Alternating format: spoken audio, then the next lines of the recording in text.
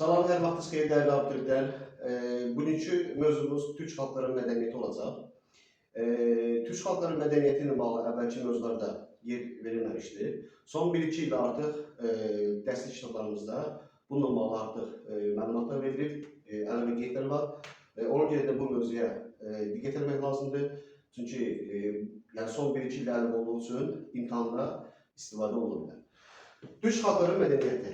Demək, başlayırıq biz Osmanlı Sultanı deməli 1-ci Sultan Süleyman Qanuni, Teymur hökmdarı Uluqbəy və Moğol hökmdarı Əkbər Şah. Əkbər Şah. Demək, hər üç hökmdar Osmanlıda, Uluqbəy Teymurlərdə, Əkbər Şah Moğol dövlətində daha çox deməli mədrəsələrin tikilməsinə, təhsil müəssisələrinin artırılmasına xidmət ediblər və elmi inkişafında böyük töhfə vermiş olublar. Deməli, Moğol hökmdarı Əkbər Şah dövründə tikilmiş memar abidələrinə və mədrəsələrə Əkbər əsri, Əkbər dövrü kimi biz demək bilirik. Demək, bu üç hökmdarımız daha çox mədrəsələr və məktəblər açılmasında böyük xidmətləri olmuşdur. Gəldik mədrəsəmiz. Bəs ilk mədrəsə nə vaxt və kim tərəfindən açılmışdır? İlk mədrəsəmiz 1066-cı ildə Səlcuq hökmdarı Alp Arslan tərəfindən deməli Bağdat şəhərində açılmışdır. Bağdat şəhərində açılmışdır. Adı da Nizamiye mədrəsəsi idi. Bu ilk açılmış mədrəsəmiz sayılır. Ümumiyyətlə İslam və Şərq dünyasında ilk mədrəsə hesab olunur. Bəs ikinci mədrəsə hansıdır? Yəni Şərqdə, İslam dünyasında ikinci mədrəsəmiz 13-14-cü əsr. 13-14-cü əsr Fəzullah Rəşidəddin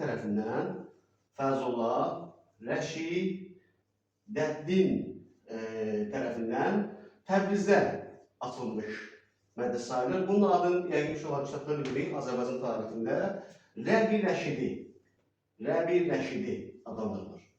Demək, ilk mədrəsəmiz oldu 1066-da açılan Alparslan tərəfindən Bağdatdakı Nizamiye mədrəsəsi. İkinci mədrəsə isə 13-14-cü əsrdə Fəzullah Rəşidəddin tərəfindən Təbrizdə açılır, Rəbi Rəşid mədrəsəsi hesab olunur. Bununla bağlı bir dənə qeyd edeyim ki, Fəzullah Rəşidəddin həm də Elxani hökmdarı Qazan xanın vəziri olmuşdur.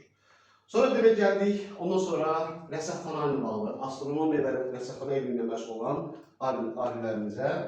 Demək, Ömər Xəyyam başlayaq. Ömər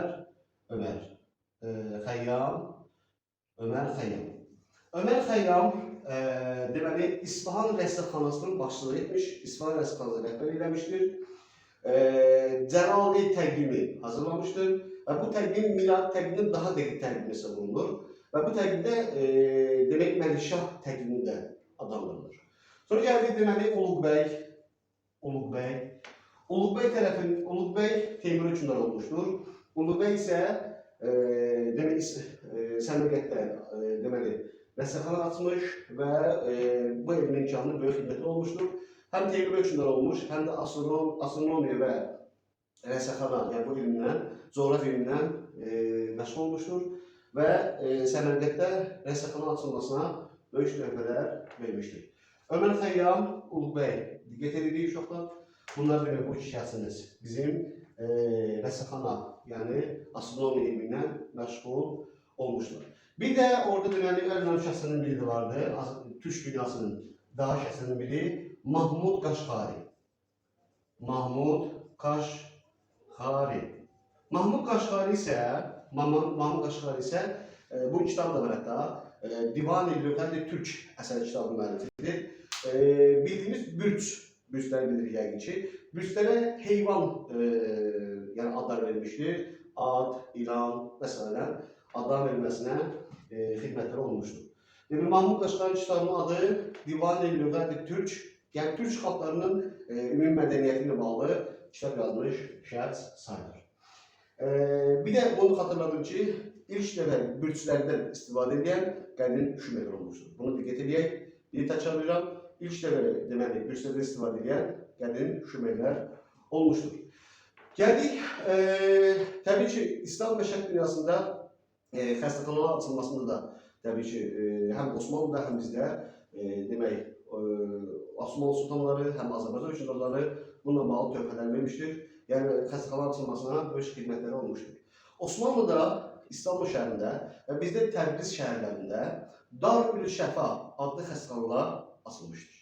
Buna diqqət edək, həm Osmanlıda, həm də bizdə. Bəs bizdə Darülşəfaları açan kimdir?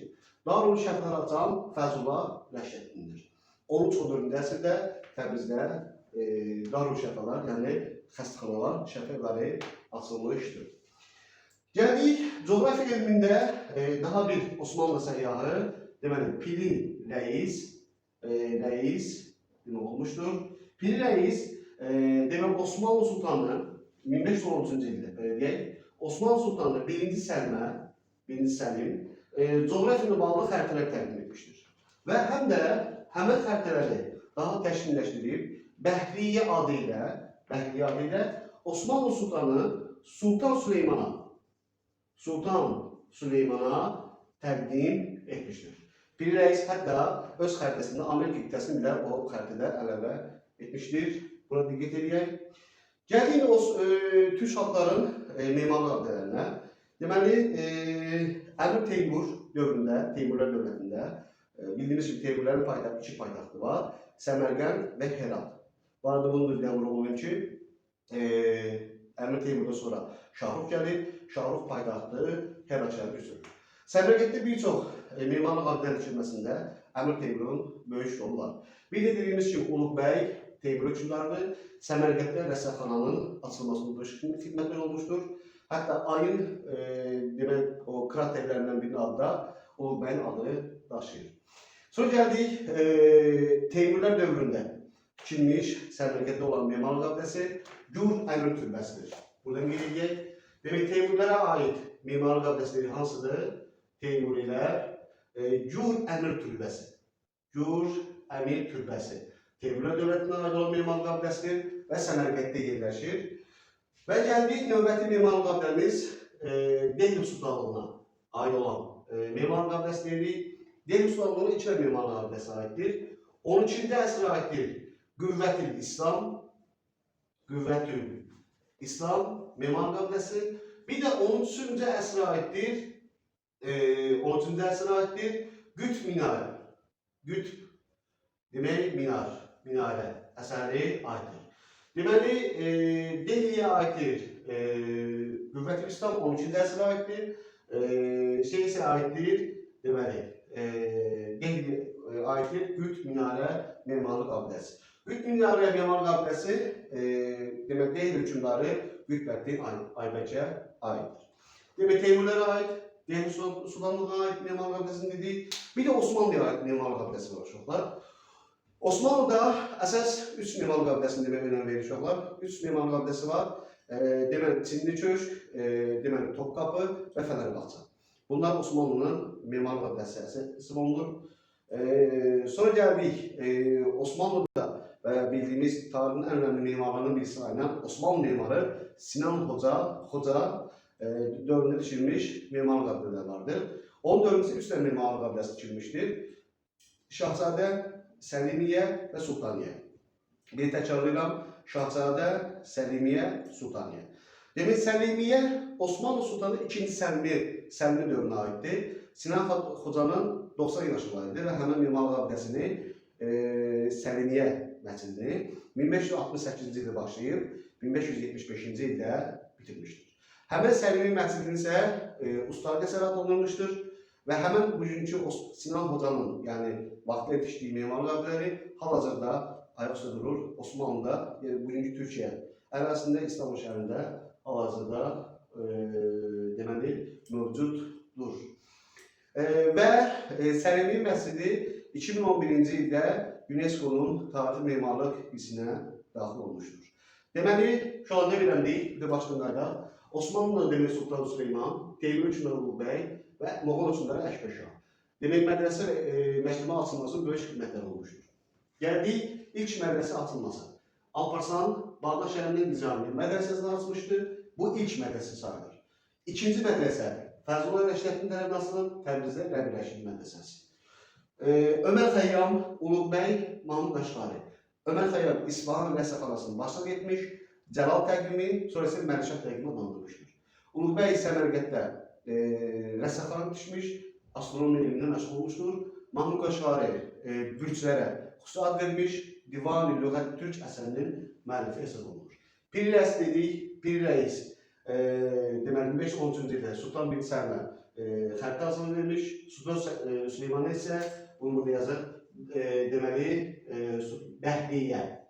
Bəhriyyə adlı xəritəni təqdim etmişdir. Bir də Teymurlər dövlətinə aid memarlıq abidəsi var, Gürənli türbəsi, Delhi Sultanlığına aid memarlıq abidəsi var, Qüvvət-ül İslam, Qütb minarə, bir də saydığım Osmanlıya aid olan memarlıq abidəsi. Osmanlıya aid olan xüsusi 3 əsas memarlıq abidəsi var dedik, Çinli Köşk, Topqapı və deməli Fəzləbadçı. Sultan deməli Sinan Hocaya aid olan memarlıq abidəsi o da 3 dənədir. Şahzadə, Səlimiyyə, bir də Sultaniyə. Şahzadə, Səlimiyyə, Sultaniyə, Şahzadə, Səlimiyyə, Süleymaniyyə. Sultaniyə yox, Süleymaniyədir. Səlimiyyə məscidi 2-ci Səlimə aiddir. 2-ci Səlim Osmanlı Sultanı olub. 10 dövründə tikilib 1568-dən 1575-ci ilə qədər. Dediyimiz kimi də o da ustalık əsər adlandırıb, həmən əsəri, həmən memarlıq abidəsini və 2011-ci ildə UNESCO-ya daxil olmuşdur. Bir də burada əvvəl 2-ci Səlimlə bağlı danışmışdım, 2-ci Səlimlə bağlı məlumat verək. 2-ci Səlim Sultan Süleymandan sonra hakimliyə gəlir 1566-cı ildə. 2-ci Səlimlə bağlı biləcəyimiz bir neçə əsas məlumat var. Məsələn, bunlardan biri 1569-cu ildə İndoneziya müsəlmanları Portuqaliya hücumuna qarşı Osmanlı kömək istəyir. Bu 2-ci Səlim dövrünə aid. Osmanlı nüfuzu artır. Bu ikinci, birinci o, ikinci bu.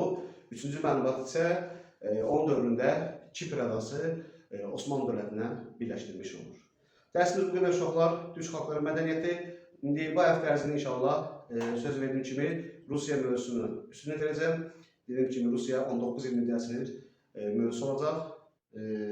İnşallah faydalı olsun, öyrənin, imtahanları tətbiq edək, inşallah yaxşı nəticə verək. Oldu, sağ olun.